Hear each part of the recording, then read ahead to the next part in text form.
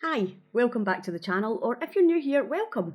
I'm Miko, I have fibromyalgia and I want to share my life and how I live with chronic pain.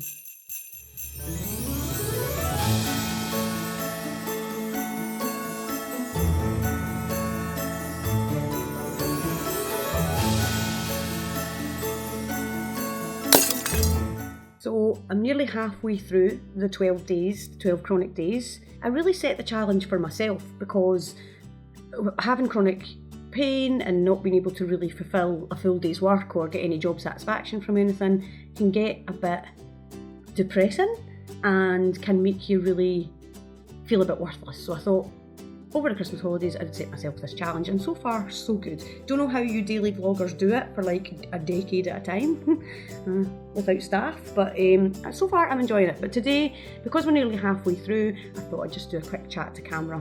Campbell's still very much sick. He has, like, I think it's more a bug than the cold, I'm not really sure. So he's been in his bed since Christmas Day.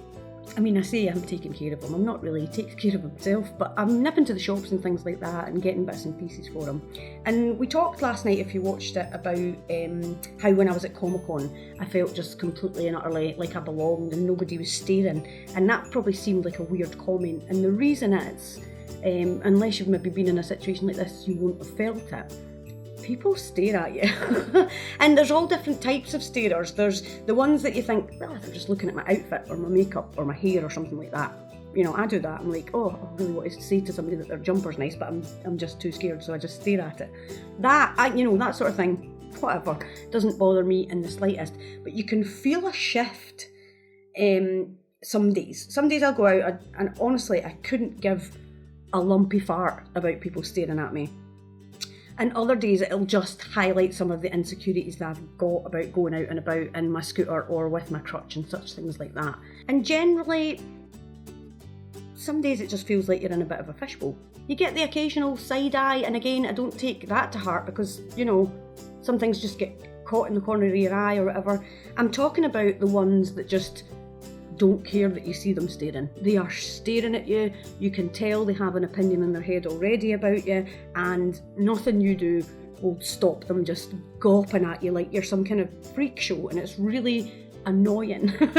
And I tend to be quite a passive aggressive person in the case that I'll just say something snidey, you know, like, do you want me to stop so you can take a picture, or something wide, do you know what I mean? Or I'll just stare back and give them a little wave. And again, I'm not talking about a quick glance here, I'm talking about, and other disabled people or other chronically ill people will know the people that I'm talking about.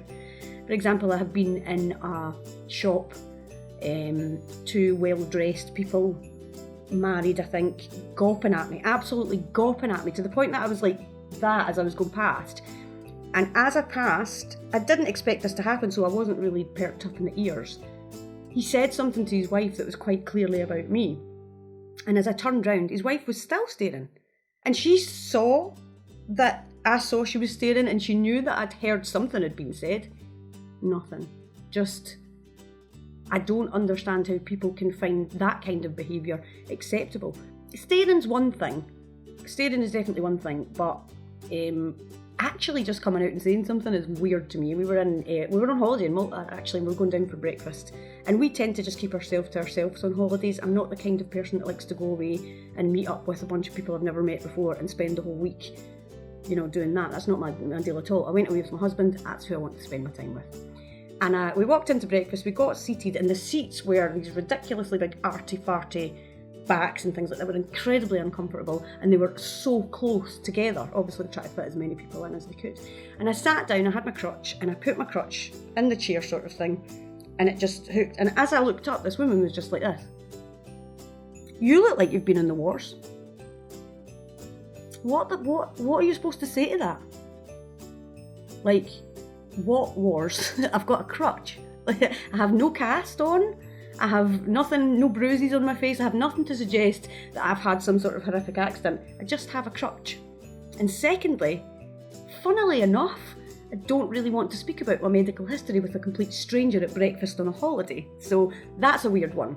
But I think the one that gets me really annoyed, and this can come from, and you'll know this one yourselves, this can come from people you know, from people you don't know, and I've always taken it as a slight.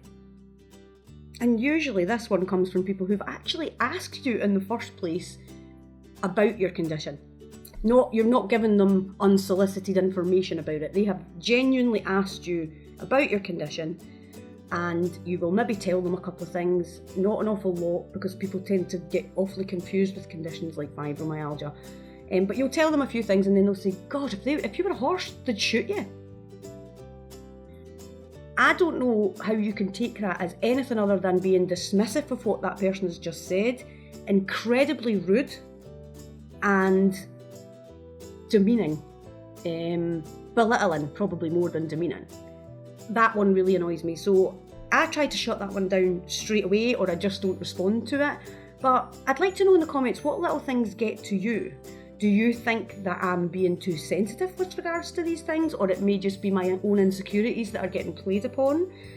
Or how do you deal with people when they say things to you that seem out of the blue and you don't know them? Give me your advice. I did hear one girl who on Twitter, and forgive me, I can't remember, I just saw the quote, and she said that every time somebody asked her, unsolicited, that she didn't know about her disability, she would make up the most ridiculous things just to get rid of them. So they would say, oh, what happened to you? She was like, oh, I got bitten by a shark in the Great Barrier Reef, or fell out a helicopter, and all these ridiculous things. And I thought that's kind of funny, because it gives you the control back to be like laughing at these people that are just like nosy, or because I can't think by saying, oh, if they were a horse they'd shoot you, they can possibly be thinking in their head that that's something nice to say to somebody with a chronic illness or chronic pain or a disability.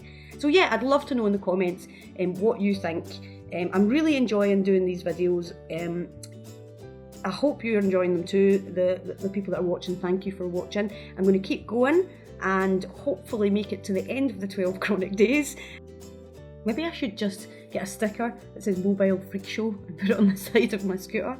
I'm not really sure though, that's probably a bit too passive aggressive. But yeah, please let me know in the comments what you think. Thanks again for watching, and I shall see you hopefully tomorrow. Hi, welcome back to the channel. And if you've not been to the channel, why do you keep looking away? What's over there? Nothing. Live and let live. Oh God, did I just quote Paul McCartney? Is that Paul McCartney? Just fucking shoot me now. Ugh. I feel dirty now. You might be getting the last video from my bed, but oh God, that sounds wrong. Yeah, we'll do that again. You might be getting the last video, I was going to say when I'm horizontal, but that's worse. I think the upshot of it is people just suck sometimes. Not usually when you want them to though.